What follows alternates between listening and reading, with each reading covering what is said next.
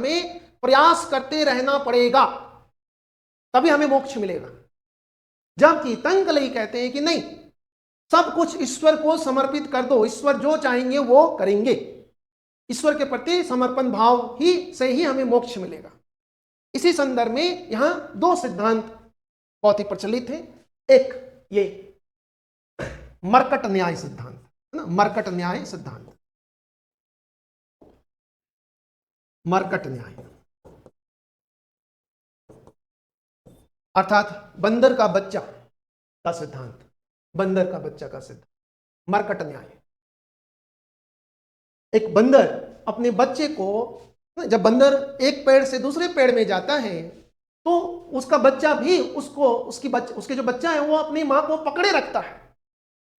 मां उसको नहीं पकड़ती है, बल्कि बच्चा उस मां को पकड़े रहता है।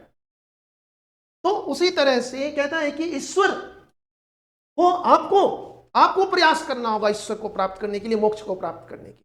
और दूसरा है मर्जर न्याय। मर्जर न्याय, मर्जर न्याय क्या कहता है कि ईश्वर के प्रति पूर्ण समर्पण, अर्थात मर्जर न्याय जैसे बिल्ली का बच्चा का उदाहरण है। बिल्ली का बच्चा, कि बिल्ली अपने बच्चे को जहां उठाकर ले जाएगी, जहां रख देगी वहीं वो रुक जाएगा, वो इधर से उधर हिलेगा भी नहीं, आपने देखा होगा। तो वो कहता है कि जो तंकलई है वो इसी सिद्धांत को पालन करते हैं। वो कहते हैं कि हमें ईश्वर मोक्ष दिलाएगा, हमें ईश्वर के प्रति केवल समर्पण भावना रखना है, पूर्ण समर्पण रखना है। ईश्वर जो चाहेगा वो होगा हमारे साथ। ईश्वर चाहेगा तो हमारे साथ अच्छा होगा, नहीं तो बुरा, जो भी होगा ईश्वर पर निर्भर है।